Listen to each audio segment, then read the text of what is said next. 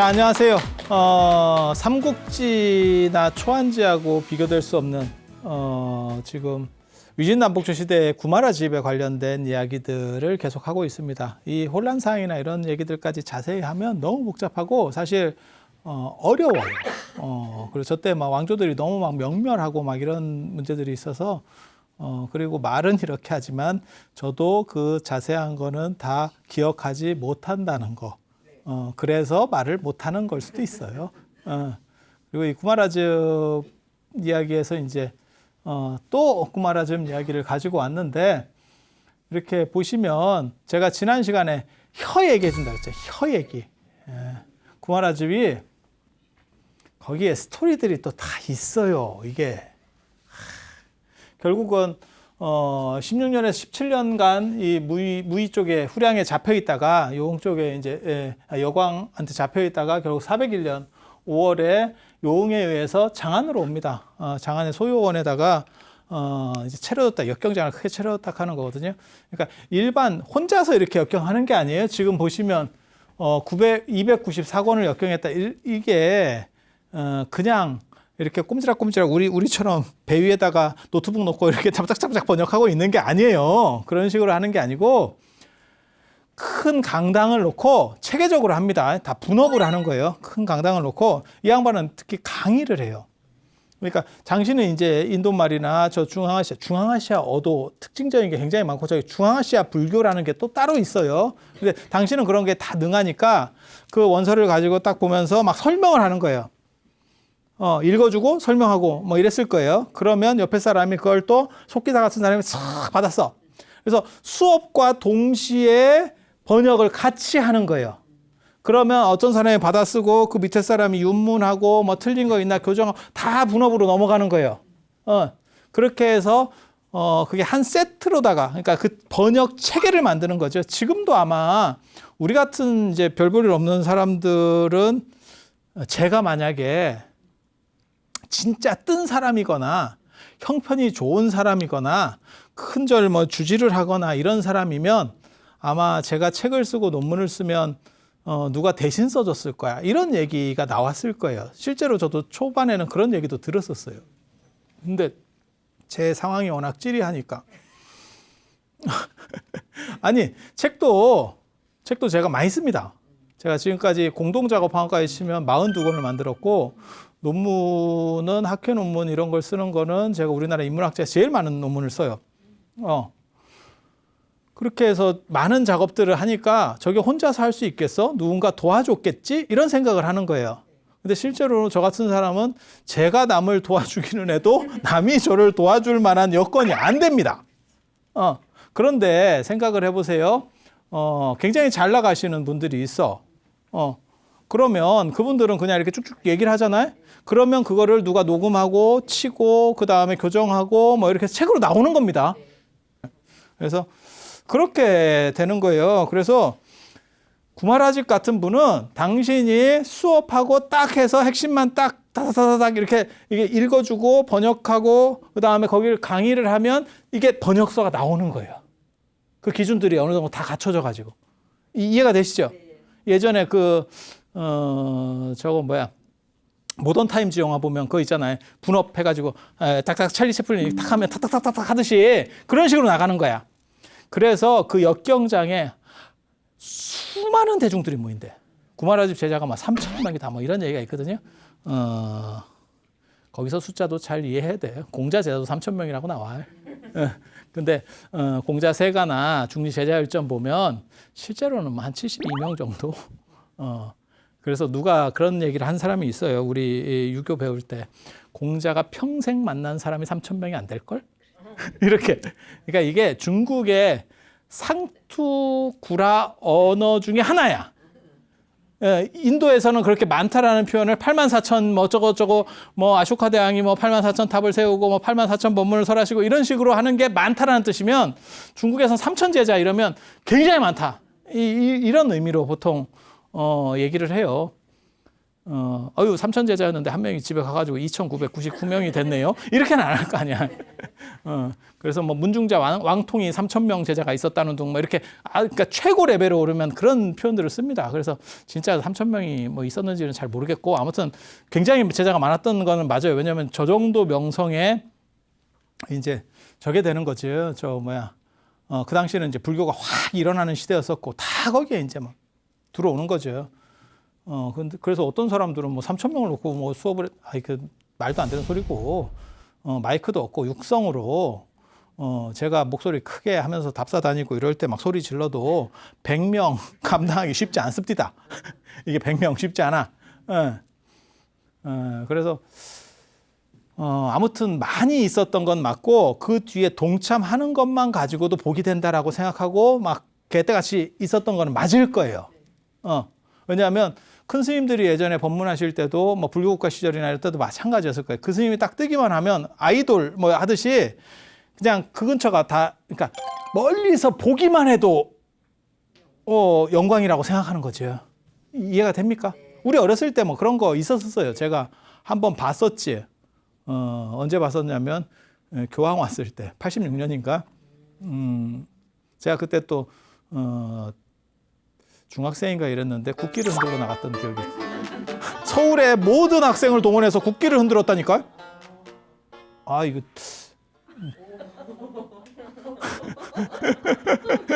이게 그때만 하더라도 북한처럼 뭐 이렇게 동원 뭐 이런 게 있었어요. 지금은 학생들한테 그거 시키면 아마 대통령이든 뭐 장관이든 내려오고 막 이래야 될 걸. 어디 근데 그때만 해도 막 교련 막 있고 이러던 시절이니까 뭐 또 그때만 해도 우리 생각이 없어가지고요. 아무 없어서 학교 안 가고 흔든다더라 그러면 그게 행복이요. 수업 안 한다더라 행복이에요. 그런 좀 슬픈 또 그게 있지.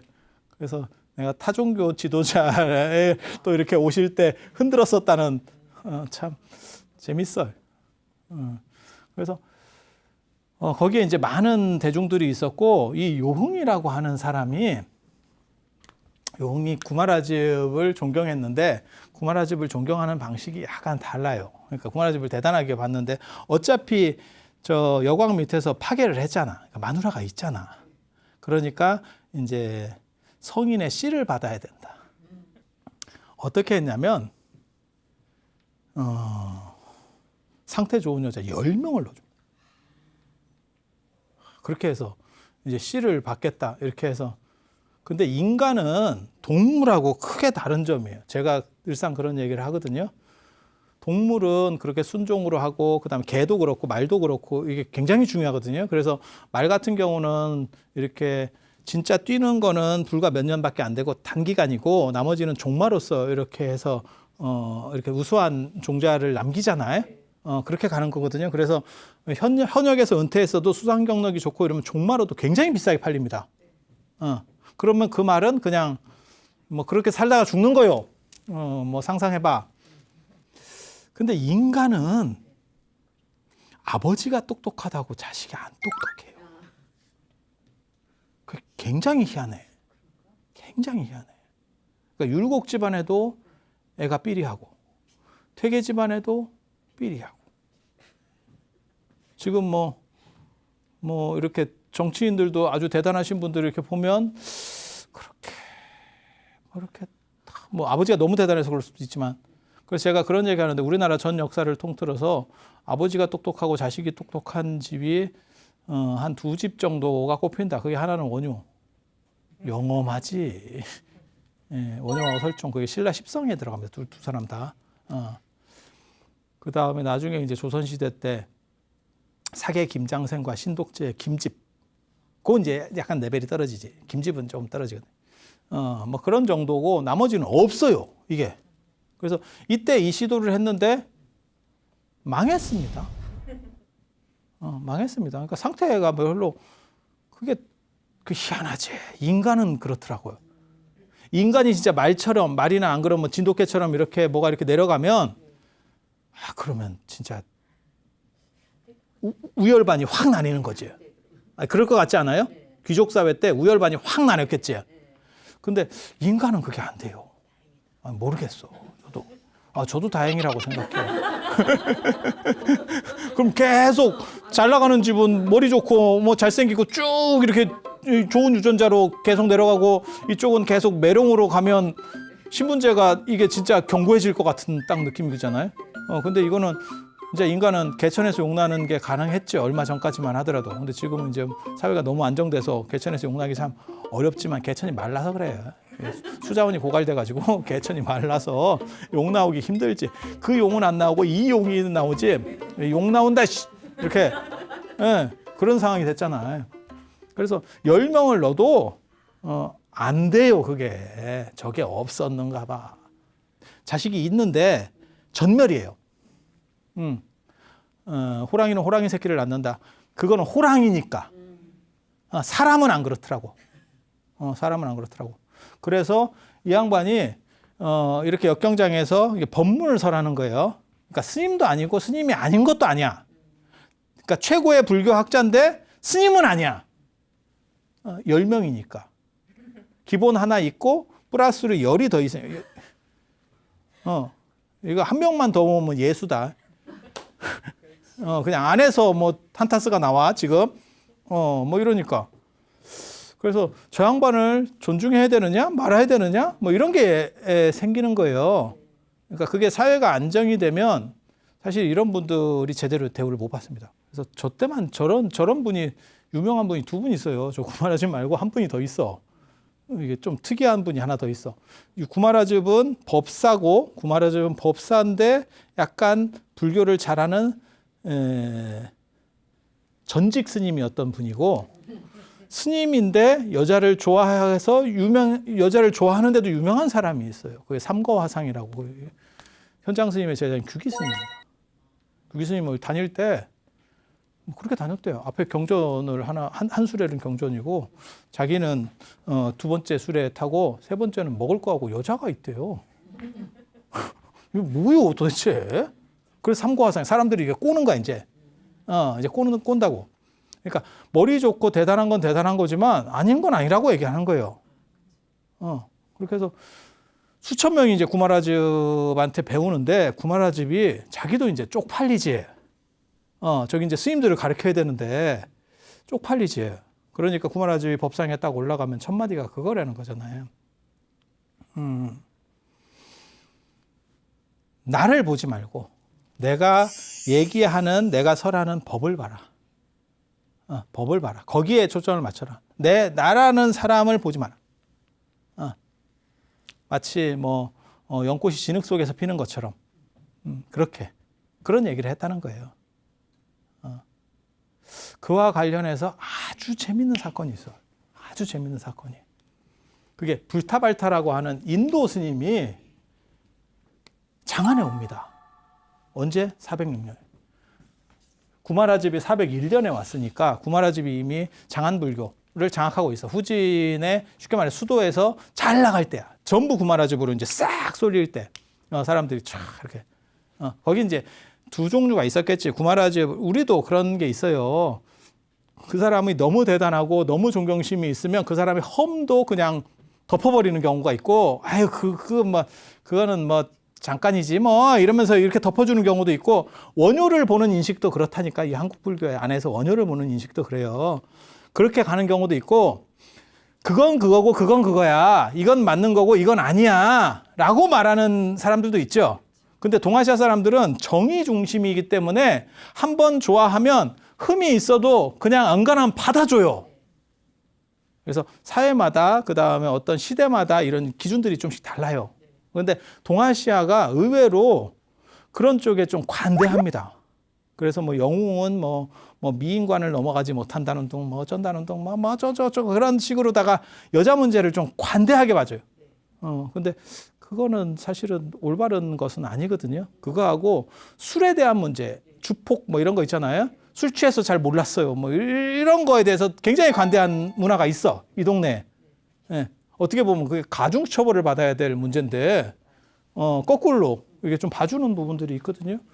그래서 구마라즙이 너무 대단하니까 거기에 이제 홀려가지고 사람들이 긍정적으로 보는 거죠. 그래서 그런 사람들이 더 많았다는 거죠. 근데 인도 사람이 온 거야.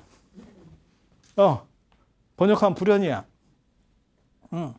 인도 불타발타라가 딱 와가지고 보니까 야, 그 대단한 사람이 있다는 거야. 그래서 가봤겠지. 장안에 왔으니까.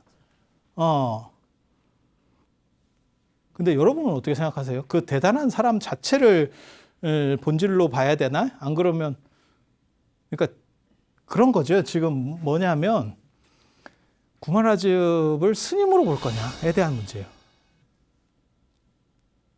인도 사람은 못 참았을 겁니다. 인도 사람은 못 참았을 겁니다.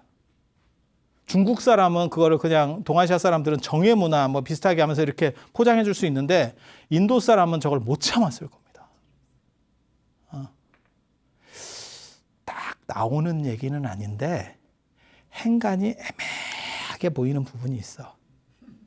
행간이 애매하게 보이는 부분이 있어. 그러니까 인도 스님 입장에서는 약간 이렇게 인도는 출가 제가가 완전히 분리된 문화거든요. 근데 거기서 자기가 출가 생활했던 사람이 와가지고 야 거기 잘 나가는 스님이 있대. 그래서 가봤더니 첩이 10명이래. 뭐 이런 강아지 같은 경우가 다 있어. 이렇게 표현할 수도 있는 거예요. 사람이. 표현하면 무슨 일이 일어났을 것 같아요? 잘 나오는 건 아닌데 뭔가 기록은 없는데 린치를 당한 것 같아. 상상. 그러니까 구마라즙은 사과를 했겠지. 내가 미안하다. 난 내가 삐리해서 그래요. 뭐 이렇게 했겠지만 당신이 들어가고 난 뒤에 그 뭐 제자라 그걸 따르는 사람 충성스러운 사람들이 너 일로 좀 와봐. 뭐 이런 게 있었을 것 같아요. 왜? 이 양반이 뜬금없이 여기서 좀 있다가 강남의 여산교단으로 갑니다. 여산 회원 스님은 제가 지난 시간에 말씀드린 것처럼 FM주의자입니다.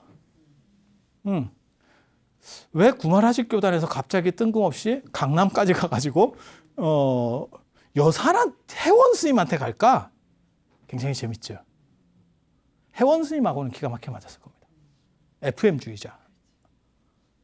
회원 스님 제가 전에도 말씀드렸잖아요. 돌아가실 때 너무 기력이 떨어지니까 꿀물이라도 좀 드시죠. 그랬더니 그 율장에다 찾아봐. 이렇게 했었다는 분이니까 이건 뭐 깨끗한 사람이거든요. 엄격주의자.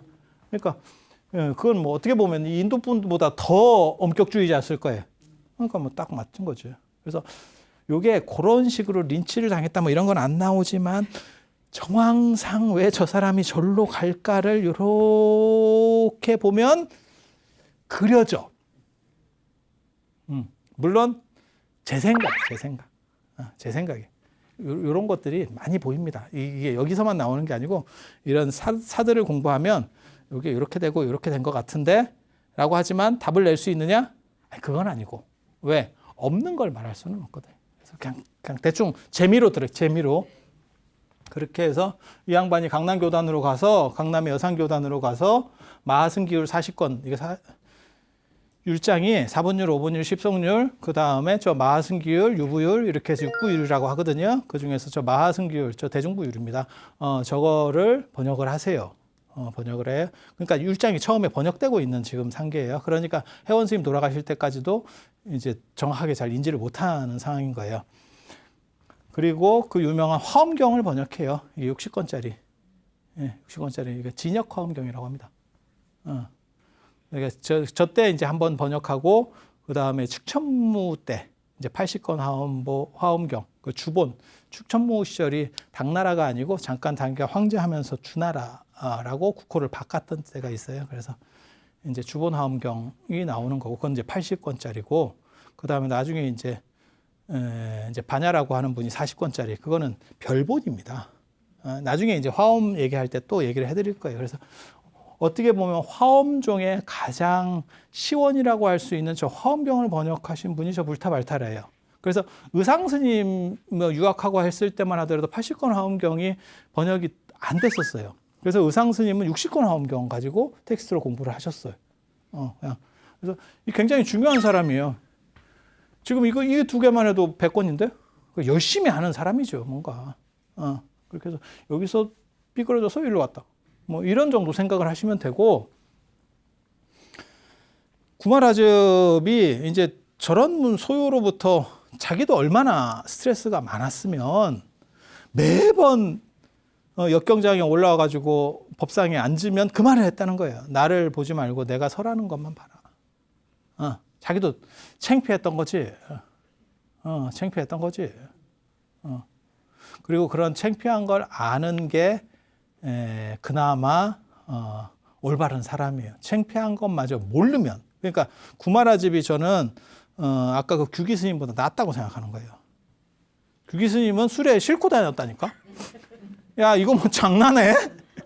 야, 이거 좀, 그리고 이런 문화들이 그 당시에 있었기 때문에 원효의 행동도 이런 식이 가능한 거예요. 이게 좀 웃기는 행동들이라고. 근데 부처님 당시로 돌아가서 부처님이 계셨으면 저런 사람들을 받아줬겠나? 완전히 아웃입니다. 완전히 아웃입니다. 아무리 능력이 있어도 아웃입니다. 아웃은 아웃입니다. 아웃부터 시작입니다. 봐주고 시작이 아니고 아웃부터 시작입니다. 그래서 구마라집이 이제 거기에 대한 이게 컴플렉스가 계속 있었던 거예요. 그래서 돌아가실 때 한 말이 뭐냐면, 구마라집 하면 이제 번역 얘기인데, 번역할 때 뭐라고 얘기하냐면, 중국과 인도 말은 다르기 때문에 이게 번역해서 주는 게 마치 음식을 씹어주는 것과 같다. 어린애들이 음식을 못 먹을 때 이렇게 이유식이라는 걸 줬잖아요. 지금은 어떻게 주는지 모르겠는데 저희 어렸을 때만 하더라도 이유식이 이제 병에 든 게 있었고, 그게 제가 크고 나서 나온 거고, 아마 저만 해도 그런 이유식을 못 먹었을 거예요. 병 이유식은 없었고 그냥 미음같이 이렇게 해가지고 이렇게 줬었지. 여러분들은 그냥 살았지. 뭐 이유식이 뭐가 있겠어. 그냥 생존력이 좋으면 사는 거고, 생존력이 안 좋으면 그냥 죽는 거였어요. 그 당시에는. 사자하고 인간하고 똑같았잖아. 그 당시에는. 여럿을 낳고 살아 돌아오면 내 새끼. 왜 사자가 뭐 그런 얘기 있잖아요. 물론 거짓말일 거예요. 뭐 높은 데서 떨어뜨려가지고 올라오는 것만 뭐 한다 이러는데, 지금같이 막 사람이 귀하고 애들이 귀하고 이런 시절이 아니잖아요. 진짜 막 바글바글 하던 흥부집 같은 뭐 그런 거 있었잖아요. 뭐 7을 낳았다는 둥, 뭐 저 집에는 뭐 애들이 뭐 7, 8 막 이렇게 하고, 또 게다가 또 혼자서 낳는 것도 아니고 능력 있는 또 그런 남성분은 막 이어달리기도 시키고 동시에 또 막 하고, 엄마가 한 명 늘었어요도 있고 막 별집이 다 있었거든. 그리고 그게 일상적이었었기 때문에 그걸 그렇게 이상하게도 안 봐요. 그 집은 그렇대. 그냥 그런 정도였지. 야, 이거 무슨 세상에 이런 일이 나가야 되는 거 아니야? 이런 생각이 없었다니까요. 그래서 제가 전에 그런 얘기 안 해드렸나요? 자유당 때만 하더라도 국회에서 무슨 얘기를 했냐면, 국회의원이면 그 당시에 그래도 지금도 마찬가지지만 어떻게 보면 사회를 대표하는 사람들이잖아요. 그때 뭐라고 얘기했냐면 첩 두지 말자고 발언이 있었어요. 우리는 그래도 첩은 두지 맙시다. 바람 피지 말자가 아니고 첩 두지 말자. 그러니까 자유당 때까지 첩이 있었다니까. 첩이. 그리고 저희 어렸을 때 저도 그런 거를 제가 봤었는데, 이렇게 보면 첩하고 본부인하고 형님 동생 하면서 살아.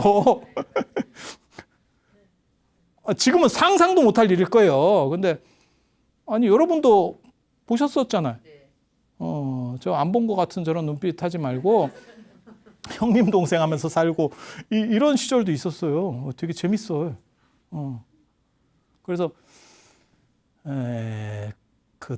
웃기지. 그 부적책 보면 본처가 첩 뛰는 부적도 있고 첩이 본처 뛰는 부적도 있거든.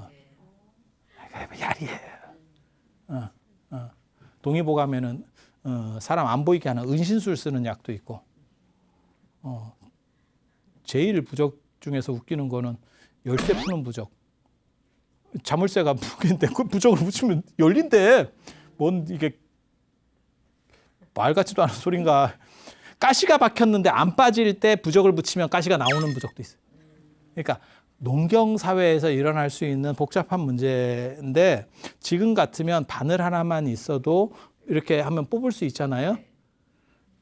바늘 만드는 기술이 조선 후기에 제대로 없었습니다. 우리가 농사를 너무 중시하다 보니까, 그리고 공업을 천시하다 보니까 바늘 기술이 없어서 수입을 하고 막 이랬었어요. 그래서 제대로 된 바늘도 없을 때가 있었어요. 그러면 이제 농업 일을 하다 보니까 가시 같은 게 박히게 되고 그 박혔을 때 이 사람이 뺄 수가 없는 거지. 뭐 쪽지기가 제대로 되는 게 있어. 뭐가 있겠어. 너무너무 아프고 불편하고 하니까 거기에 부적, 너무 슬프지 않아 이게? 이게 부적 붙인다고 나오겠냐? 이게 아니 그냥 상식적으로 딱 생각해도 이거랑 인과관계가 성립이 전혀 안 될 것 같은데? 그러니까 그냥 슬프지. 저는 그런 걸 보고 있으면 좀 안타깝지. 얼마나 우리 조상들이 살기가 힘들었으면 그런 거에 의지해야 될 수밖에 없었던 거예요. 그래서 구마라집이 이제 번역의 기준을 맞추고 그 다음에 인도에서는 운율 중심이기 때문에 암송해야 되니까 이렇게 외우는 중심인데 이쪽은 그렇게 외우는 방식이 아니고 서사 이렇게 서술형식이니까 그런 식으로 해서 많이 바뀌게 된다. 그러면서 뭐라고 얘기하냐면 마치 못 먹는 사람에게 음식을 씹어서 주듯이 그렇게도 했었는가 봐. 그러니까 어린애들도 이유식 줄 때 이렇게 씹어주는 것도 있었어요. 그리고 아플 때도 지금은 할머니가 만약에 그렇게 씹어서 어린애 주면 애 안 보지. 비밀번호 바뀐다 진짜. 씹어서 이렇게 저희 어렸을 때는 혀에다가 올려가지고 식혀서 숟가락을 식혀서 아니 저는 그런 것도 봤었어요. 저는 그런 걸 안 먹었습니다.